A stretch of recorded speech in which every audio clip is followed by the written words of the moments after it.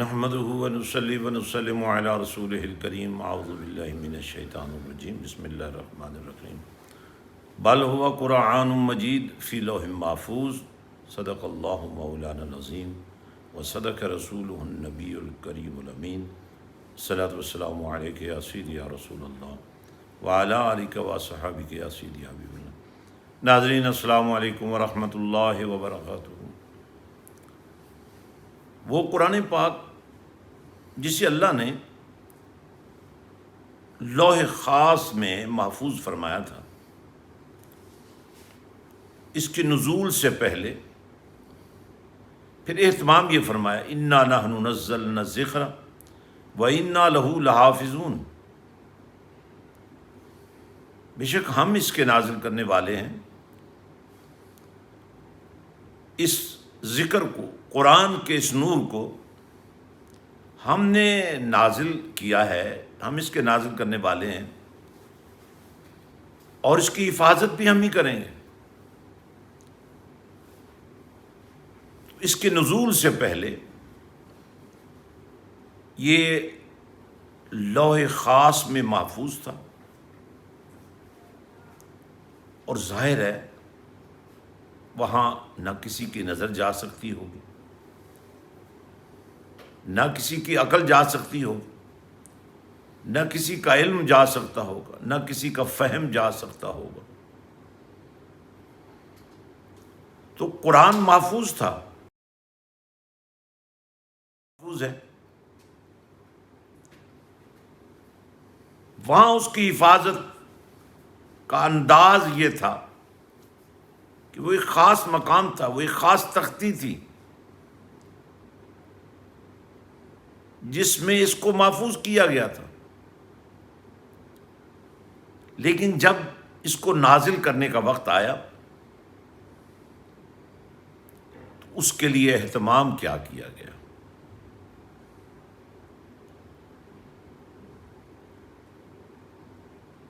رات کا انتخاب کیا گیا، مہینے کا انتخاب کیا گیا، اسے برکتوں سے سنوارا گیا،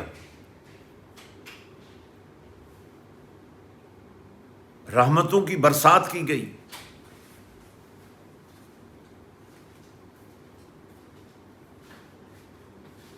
رات کا اہتمام بھی ہو گیا۔ اسی لیے آج اس رات کی تلاش کرنے کے لیے ہمیں پہلی رمضان سے اپنے آپ کو تیار کرنا پڑتا ہے، تقویٰ طہارت کا پیکر بننا پڑتا ہے، قرآن کی تلاوت سے اپنے آپ کو مزین کرنا پڑتا ہے، قرآن کی زیارت سے اپنے آپ کو معطر کرنا پڑتا ہے۔ اس کا ترجمہ و تفسیر، اس کی تشریحات میں جا کر اس میں سے موتی چننے پڑتے ہیں، اور پھر آخری عشرے کی تاک راتوں میں سے ہر رات میں اس کو تلاش کیا جاتا ہے۔ بڑھ چڑھ کر عبادت کرنے والا، ذوق بندگی اپنے اندر پیدا کرنے والا، شوق سجدہ ریزی میں مست رہنے والا، اذکار اسماء الحسنہ میں اپنے آپ کو لپیٹنے والا، شان مصطفیٰ صلی اللہ علیہ وسلم پر قربان ہونے والا، نام مصطفیٰ صلی اللہ علیہ وسلم سے پیار کرنے والا۔ تربیت کے یہ مختلف مرحلے ہیں جن سے گزرتا ہوا پیکر حلال بنتا ہوا، حرام سے بچتا ہوا، حرام کاری سے بچتا ہوا، بے حیائی سے بچتا ہوا، فحاشی سے بچتا ہوا، بے ضمیری سے بچتا ہوا، غیرت کا سانچہ بنتا ہوا، ایمان کا نور بنتا ہوا، محبت مصطفیٰ صلی اللہ علیہ وسلم اور محبت پروردگار کا پیکر بنتا ہوا۔ جب یہ رمضان مبارک کے آخری عشرے میں داخل ہوتا ہے، صدقہ و خیرات بھی ہو گیا، قیام اللیل کا آغاز بھی کر دیا، قرآن کی سماعت اور تلاوت بھی جاری رکھی، صدق و صفا کا پیکر بھی بنا رہا۔ امانت، دیانت، سچائی کا نور بھی اپناتا رہا۔ اب یہ کیسے ممکن ہے کہ تم اپنے آپ کو پاک صاف کر لو اور اپنے آپ کو ایمان و احتساب کی کیفیات سے گزارتے ہوئے اس رات کی تلاش میں اپنے اللہ سے فریاد کرو؟ تو یہ ممکن نہیں ہے کہ اس رات کا نور تمہیں عطا نہ کیا جائے۔ تو وہ رات کا وہ لمحہ جس میں قرآن نازل ہوا، جس رات میں قرآن نازل ہوا، جس مہینے میں قرآن نازل ہوا، اس کے فیض و برکات کو 14 صدیاں گزر گئیں، اہل عشق و محبت، اہل ایمان اس کو سمیٹتے رہے ہیں، آج بھی سمیٹ رہے ہیں، قیامت تک سمیٹتے رہیں گے۔ اہل عقل تو یہ کہتے تھے مشنیں بند کر دو، اہل علم تو کہتے تھے حکومتوں سے ہم آہنگی پیدا کر لو،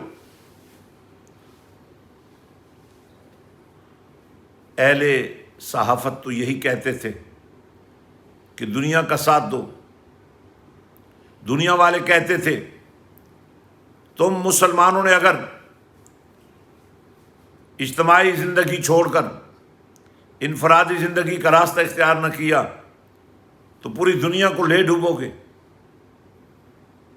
الحمدللہ نمازیں بھی چلتی رہیں، جماعتیں بھی ہوتی رہیں، دعوت و فکر کا نظام بھی چلتا رہا، اور آج الحمدللہ جہاں قرآن زیادہ پڑھا گیا، جہاں اذانیں زیادہ ہوئیں، جہاں اذکار الہیہ زیادہ ہوئے انفرادی یا اجتماعی طور پر، وہاں سے اس بیماری کا خاتمہ ہو گیا۔ ابھی تک کوئی ویکسین تیار نہیں ہوئی۔ آپ کا وضو کرنے کا انداز ہی اس بیماری کا خاتمہ ہے، آپ کے لمبے سجدے ہی اس کے بطلان کے لیے کافی ہیں، آپ کی تلاوتیں ہی شفا بن رہی ہیں۔ اس لیے یہ امتحان کا دور ختم ہو رہا ہے۔ اب آپ کے لیے ایک امتحان یہ تھا کہ آپ نے دنیا کے ساتھ کھڑا ہونا ہے، اب دوسرا امتحان یہ ہے کہ آپ نے اپنے پروردگار کی طرف سے اپنے لیے نازل ہونے والی رحمتوں کو قرآن میں تلاش کرنا ہے۔ تو قرآن محفوظ تھا، محفوظ ہے، محفوظ رہے گا۔ تو میں یہ عرض کر رہا تھا جب قرآن کے نزول کی باری آئی، حالانکہ ہم دیکھتے ہیں 1,24,000 یکم و بیش پیغمبران عالی مقام تشریف لائے، قرآن تو لوح خاص میں محفوظ تھا نا۔ قرآن نازل نہیں ہوا کیونکہ اس کے نزول کے لیے صرف رات نہیں چاہیے تھی، صرف مہینہ نہیں چاہیے تھا، رات بھی چاہیے تھی، مہینہ بھی چاہیے تھا، رحمتیں بھی چاہیے تھی، برکتیں بھی چاہیے تھیں، پر سچی بات تو یہی ہے کہ اس پاک کلام کے نزول کے لیے اس لوح سے، اس لوح کا سفر ضروری تھا جس کے لیے قرآن نے اعلان کیا لم نشرح لک صدرک، اے پیارے حبیب صلی اللہ علیہ وسلم کیا ہم نے آپ کے سینے کو کھول نہیں دیا؟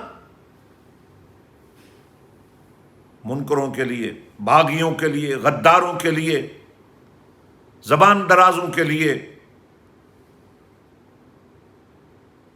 فتنہ پھیلانے والوں کے لیے یہاں بڑی دعوت فکر ہے۔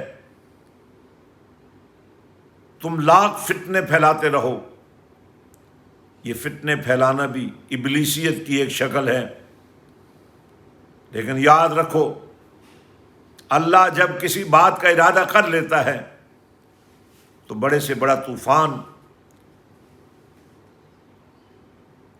بڑے سے بڑی شیطانی قوت اس کے سامنے ٹھہر نہیں سکتی۔ تو صدیوں کا انتظار ختم ہونے لگا، آمد مصطفیٰ صلی اللہ علیہ وسلم ہوئی، 40 سال تک راز و نیاز ہوتے رہے، تربیت ہوتی رہی۔ الرحمن علم القرآن خلق الانسان، یہ تو کل کی بات ہے۔ رحمان نے جب قرآن تعلیم کیا، اس وقت تو وقت کو بھی خبر نہ تھی۔ الرحمن علم القرآن خلق الانسان علمہم البیان۔ یہ جو آج بیان کرنا تمہیں آیا ہے، یہ بیان سننا جو تمہیں آیا ہے، یہ جو قرآن کا نام لے کر تم لوگوں کو گمراہ کر رہے ہو، ارے مزہ تو تب تھا قرآن کا نام لے کر تم لوگوں کی اصلاح کرتے، لوگوں کے دلوں کو نور ایمان سے بھرتے، لوگوں کو فرقہ واریت سے بچاتے، لوگوں کو جوڑتے، لوگوں کو نظم میں لاتے، ڈسپلن میں لاتے، لوگوں کو مصطفیٰ کا عاشق بناتے، خدا کی طرف بلاتے۔ لیکن جس کے مقدر میں عبداللہ ابن ابی کی اور ابو جہل و ابو لہب کی فطرت بھری ہو، ان سے آپ اچھائی کی امید نہیں رکھ سکتے، گندگی سے کبھی خوشبو نہیں آ سکتی۔ جو اپنے اندر کا کرنٹ ختم کر چکے ہوں، ان سے کبھی روشنی کی امید نہیں رکھی جا سکتی۔ تو پروردگار نے اہتمام کیا بڑی شانوں سے، کملی والے کو کائنات کو عطا فرمایا۔ اور میں حضور نبی رحمت صلی اللہ علیہ وسلم کے وجود اطہر کے حوالے سے آج صرف ایک ہی جملہ کہنا چاہتا ہوں۔ جب مدینے کے تاجدار نے اپنے منبر پر حضرت حسان بن ثابت کو کھڑا کر کے یہ ارشاد فرمایا کہ میری حمد بیان کرو، میری تعریف کرو، میری شان بیان کرو، اور انہوں نے جب یہ کہا وَأَحْسَنُ مِنْكَ لَمْ تَرَ قَطُّ عَيْنِي، یا رسول اللہ صلی اللہ علیہ وسلم میری آنکھوں نے آپ جیسا حسین دیکھا ہی نہیں، وَأَجْمَلُ مِنْكَ لَمْ تَلِدِ النِّسَاءُ، نہ صرف یہ کہ میری آنکھ نے نہیں دیکھا، آپ جیسا صاحب جمال کسی ماں نے جنا ہی نہیں ہے۔ یہ صحابی رسول کے بول ہیں، اور کسی ماں نے کیا جننا ہے۔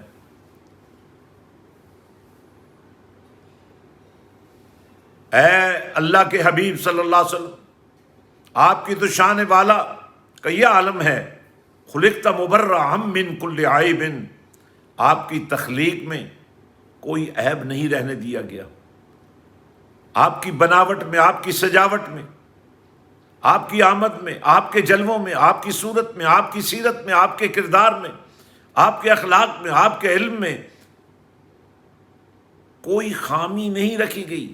خلقت مبرأ من کل عیب، آپ کی تخلیق ہر عیب سے پاک ہے۔ اور یہ بات محض تصوراتی نہیں ہے، کہتے ہیں کأنک قد خلقت کما تشاء، یا رسول اللہ صلی اللہ علیہ وسلم لگتا یوں ہے جیسے آپ کو آپ کی مرضی اور آپ کی چاہت کے عین مطابق بنایا گیا، جیسا آپ نے چاہا ویسا آپ کو بنا دیا گیا۔ تو ناظرین، جب ہم قرآن کو دیکھتے ہیں اور پھر صاحب قرآن کو دیکھتے ہیں، ادھر قرآن بولتا ہے، ادھر نبی کا چہرہ قرآن کی تفسیر بن کر آ جاتا ہے۔ وَالضُّحَىٰ وَاللَّيْلِ إِذَا سَجَىٰ، ادھر نبی کے دندان مبارک کی چمک کائنات کو نور دیتی ہے، ادھر یاسین والقرآن الحکیم، ادھر رسول پاک صلی اللہ علیہ وسلم چادر اوڑھ لیتے ہیں، ادھر صرف قرآن نہیں بول پڑتا، رحمان بھی بول پڑتا ہے، یا ایھا المزمل قم اللیل الا قلیلا نصفہ او انقص منہ قلیلا۔ تو ناظرین، قرآن اللہ نے تعلیم فرمایا، کسے تعلیم فرمایا؟ یہ بات سمجھنا ضروری ہے۔ جبریل لے کے آئے، لیکن خبر تو جبریل کو بھی نہیں ہے کہ میں کیا لے کے جا رہا ہوں۔ اللہ بھیج رہا ہے، جبریل لا رہا ہے، قرآن آ رہا ہے، نہ اللہ کو بھیجتے کسی نے دیکھا، نہ جبریل کو لاتے کسی نے دیکھا، نہ قرآن کو آتے کسی نے دیکھا، بس یہ کملی والے کے لب تھے جو ہلتے تھے۔ تو یہ عالی شان فرمان آپ کے زبان مبارک سے جب ظاہر ہوتے تو ساتھ ہی قرآن کے نور کی روشنی پھیل جاتی۔ تو بتائیے، قرآن کو نبی تک پہنچنے کے لیے کسی وسیلے کی کیا ضرورت تھی؟ وہ تو جبریل کی خوش قسمتی کہ وہ امین ٹھہرا، وہ تو رات کی خوش قسمتی کہ لیلۃ القدر بنی، وہ تو مہینے کی خوش قسمتی کہ رمضان مبارک بنا۔ البتہ یہ بات ماننی پڑے گی، جس سینے کو پروردگار نے بنا ہی ایسا دیا اور بنا کر سجا ہی ایسا دیا کہ اگر یہ قرآن پہاڑوں پر نازل کیا جاتا تو اللہ کے خوف سے وہ بھی پھٹ جاتے، پر یہ سینہ مصطفیٰ تھا صلی اللہ علیہ وسلم جو سینہ مصطفیٰ میں سما گیا، اور ایسا سمایا کہ کبھی والضحیٰ بن کر مکھڑے سے، کبھی واللیل اذا سجا بن کر زلفوں سے خوشبو کی صورت میں، کبھی ما زاغ البصر وما طغیٰ کا نور آنکھوں سے چمکا، کبھی وما ینطق عن الہویٰ ان ہوا الا وحی یوحیٰ، نبی کے ہلتے لبوں پر بولتا رب نظر آیا، اور کبھی ید اللہ فوق ایدیہم کی حقیقت سامنے آئی، اور کبھی ناظرین اس کملی والے کے رنگ کو صبغت اللہ قرار دیا گیا۔ آج میں جتنے قرآن کے استاد ہیں ان سے یہ گزارش کرنا چاہتا ہوں، آپ قرآن کی زیر زبر جزم شد مد اچھیڑ نہیں سکتے۔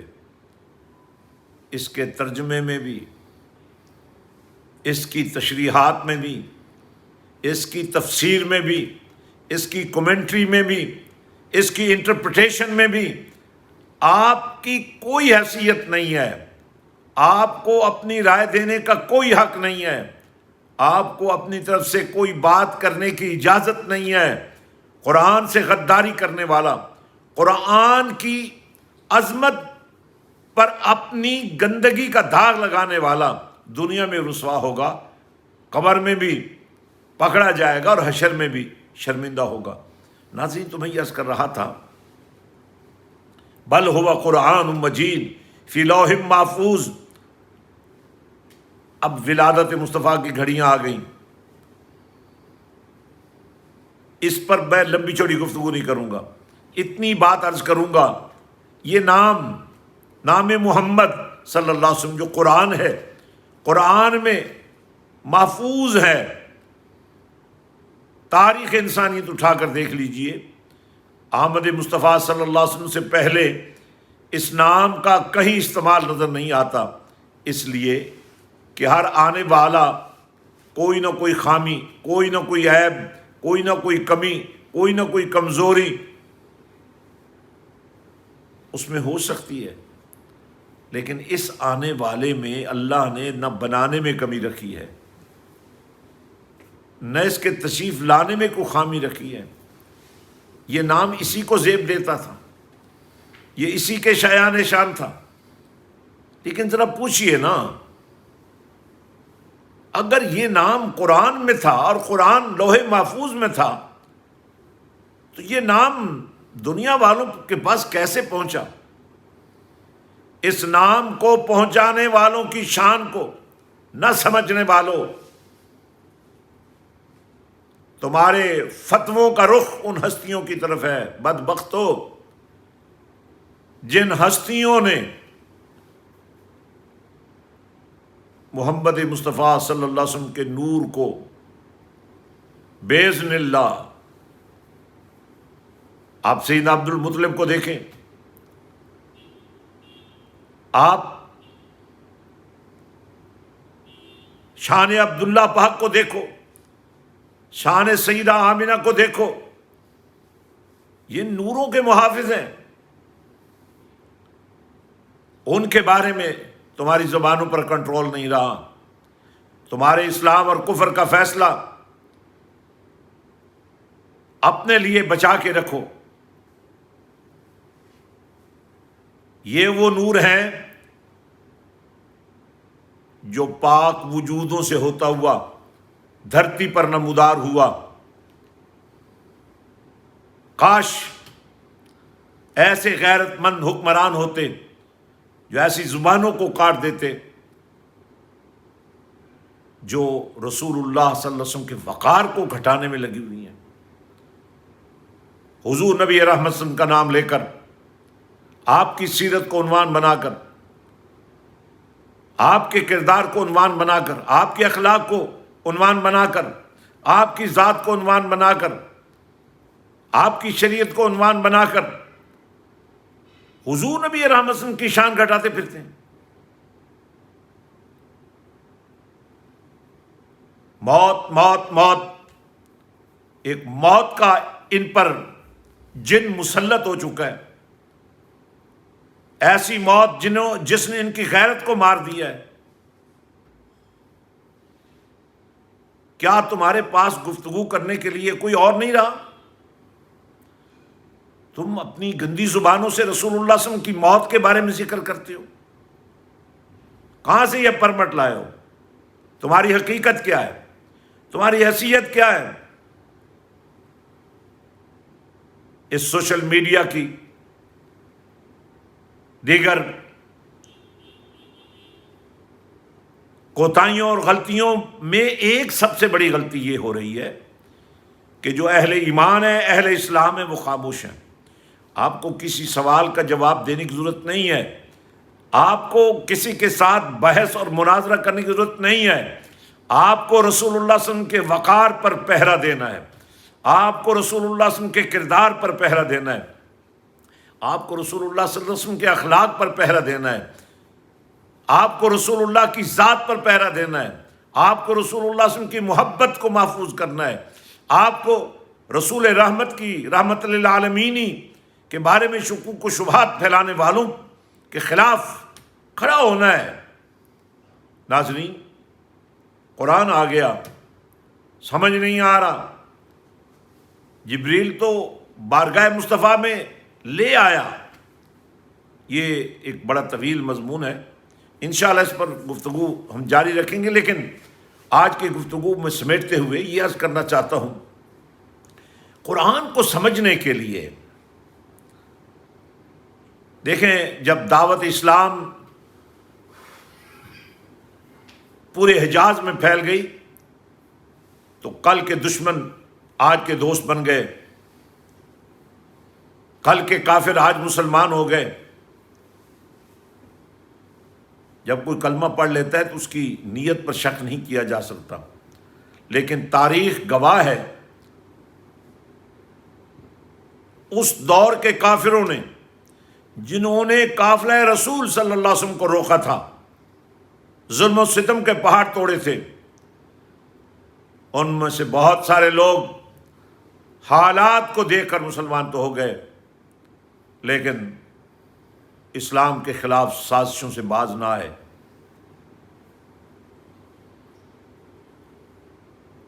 ایک وہ لوگ تھے جنہیں رسول اللہ صلی اللہ علیہ وسلم کو دیکھ کر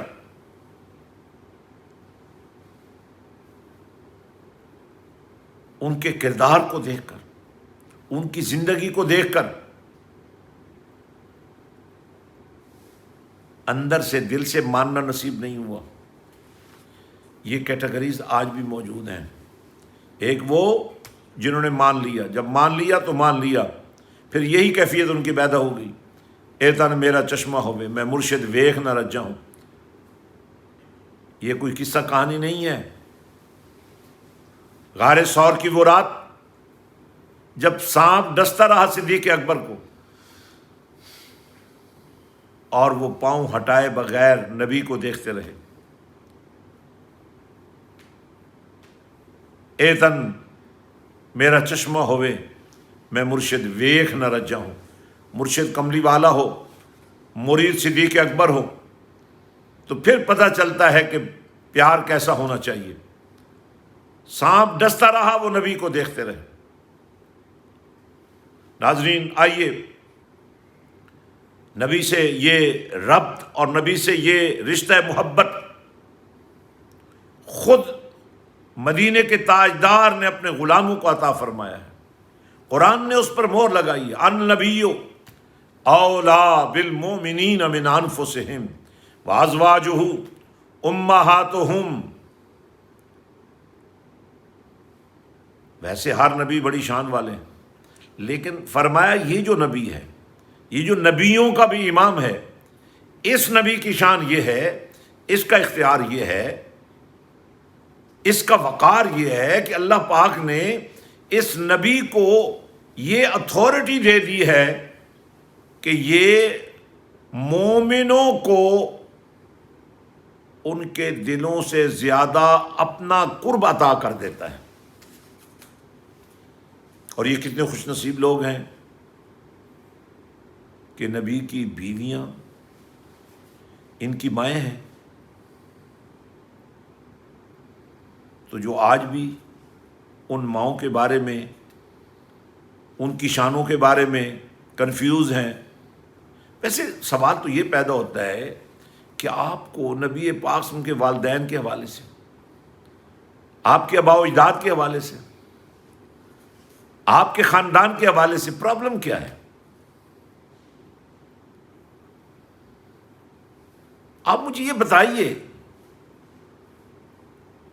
خانوادہ رسول صلی اللہ علیہ وسلم سے تو محبت جب تک مودت نہ بن جائے ایمان بنتا ہی نہیں ہے۔ ناظرین یہ سب باتیں آپ سے میں اس لیے کر رہا ہوں کہ آپ کو ورگلانا ایسے لوگوں کے لیے مشکل نہیں ہے۔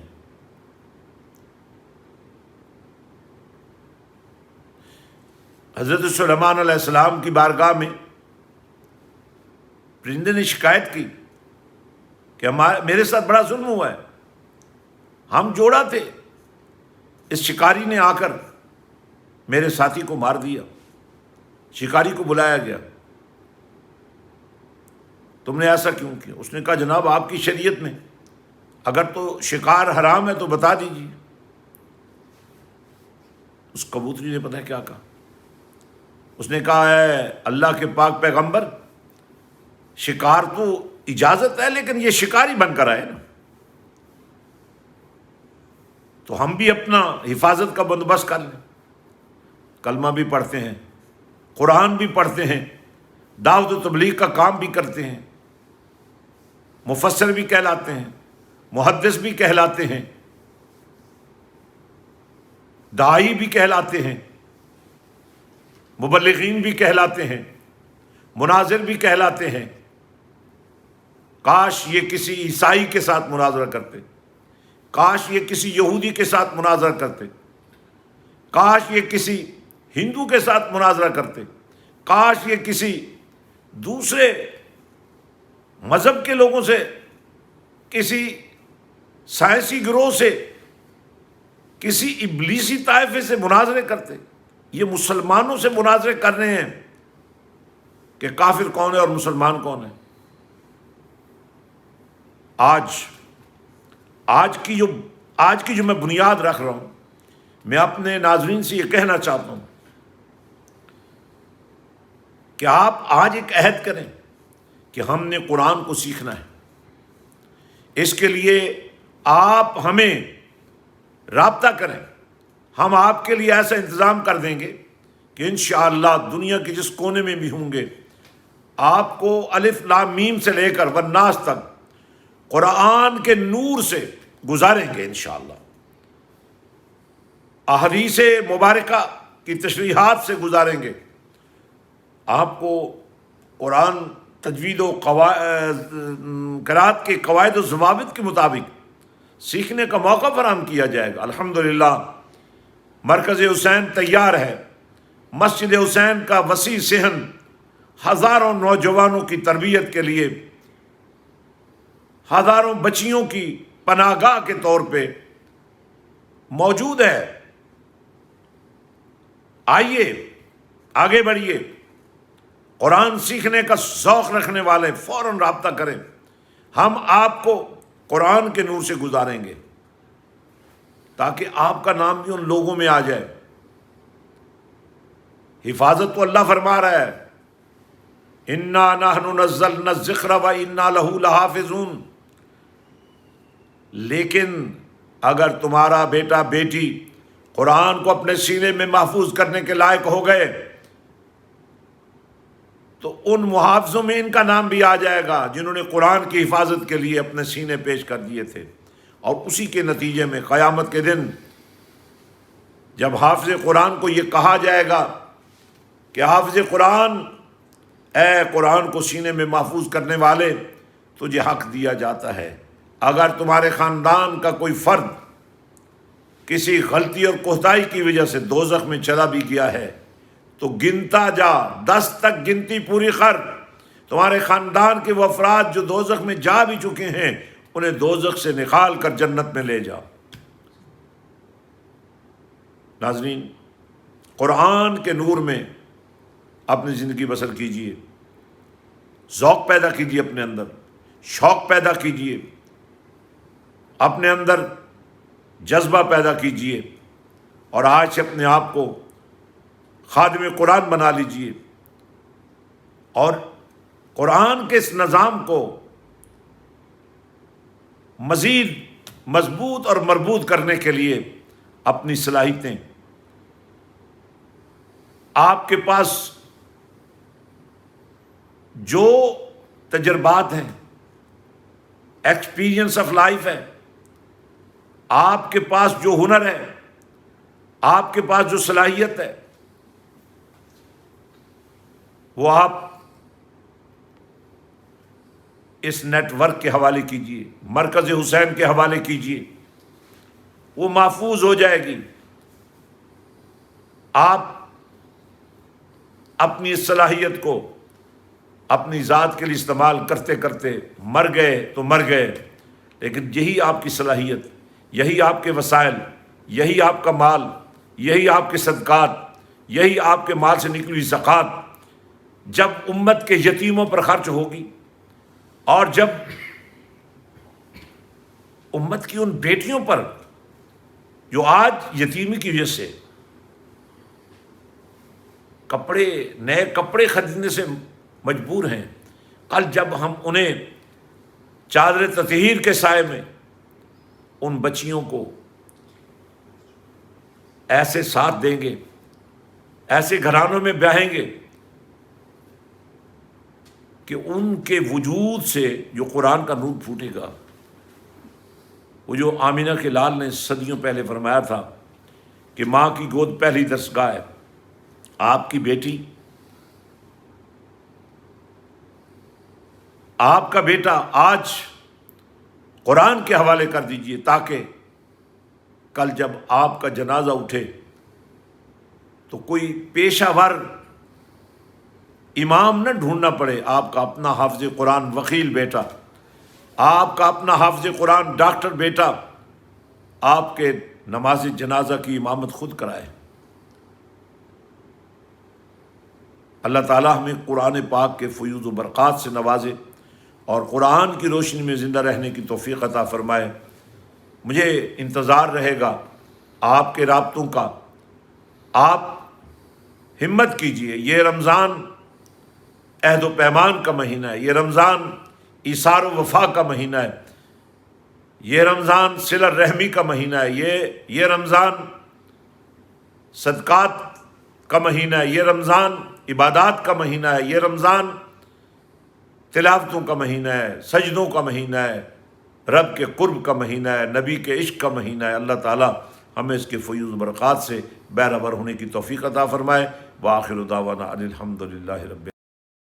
اگر تم رات کو گھر جا کر ماں باپ سے صرف مسکرا کے بات ہی کر لیا کرو، جس مدینے والے کا تم نے کلمہ پڑھا ہے کبھی اس کی اداؤں پر قربان ہو کر دیکھا کرو یار۔ جب ایک باپ اپنی جوان بیٹیوں کے گھر بیٹھے ہوئے گانے سن رہا ہے، اگر آپ کا بیٹا آپ کو انگلی سے پکڑ کر جہنم سے نکال کر جنت میں لے جائے۔ دیکھیے روحانی دنیا وِد صاحبزادہ حضرت پیر سلطان فیاض الحسن سروری قادری کے ساتھ۔